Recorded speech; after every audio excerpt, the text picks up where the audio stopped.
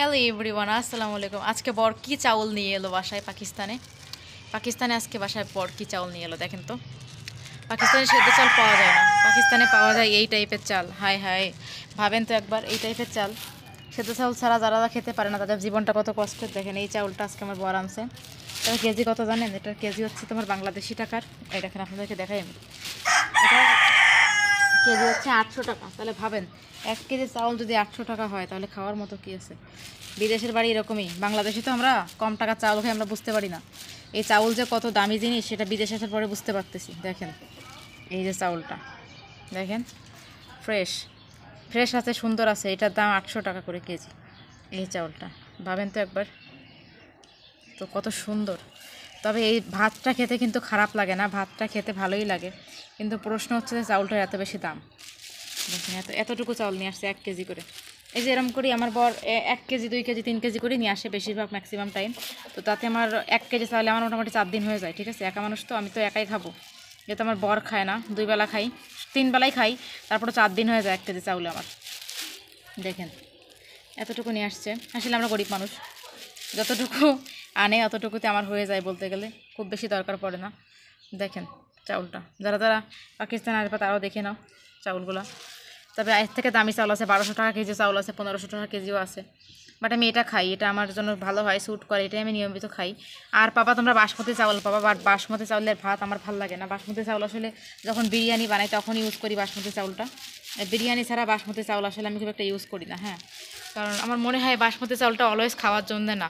তো আজকে আমার বর এটা নিয়ে আসছে, আমি ভাবলাম কি তোমাদেরকে একটু দেখাই দিই। অনেকে আসে পাকিস্তানের চাউল দেখতে, তোমাদেরকে মেয়ের আগে অনেক ভিডিওতে দেখিয়েছি চাউল, তো আজকে আবার দেখাই দিলাম। দেখো চাউলটা সুন্দর, ভাতটা এটার বেশ, দেখো দেখতে অনেক সময় মনে হয় কি সেদ্ধ চাউল, মানে অনেক সময় দেখতে একই রকম মনে হতে পারে, কিন্তু চাউল কিন্তু এক না, মানে দেখার মধ্যে পার্থক্য আছে। দেখো তোমরা, খারাপ না, সুন্দর আছে। আমি এখানে রাখছিলাম, আমার মুরগি অর্ধেক শেষ করে দিচ্ছে।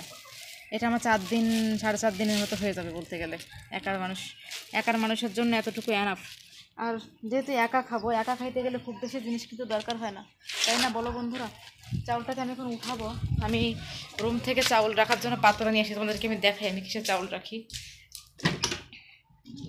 মাশাল্লাহ মাশাল্লাহ, আমার মুরগির ডিম দেখুন, মাশাল্লাহ। তো আমি এখন চাউলটাকে, আমি এর ভিতরে অবশ্য চাউলটাকে উঠাই সবসময়, কন্টিনিউ এটার মধ্যে উঠাই। এখন উঠাবো চাউলটা।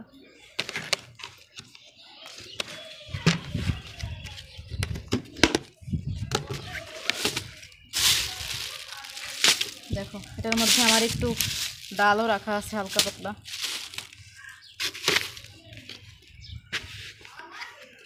দেখো চাউলটাকে আমি ঢেলে দিলাম। এত ফ্রেশ চাউল, চাউলটা অনেক ফ্রেশ আছে।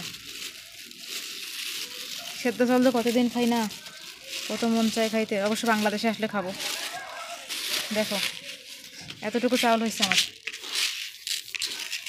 আর চাউলের মধ্যে আমি একটু ডাল রেখে দেই, শুকনো মরিচটাও রেখে দেই পাশে, এরকম করে। হচ্ছে আমার চাউল।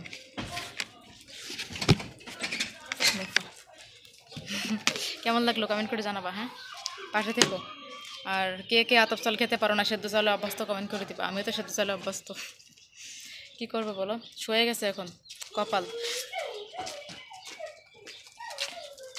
এই যে আমার বর,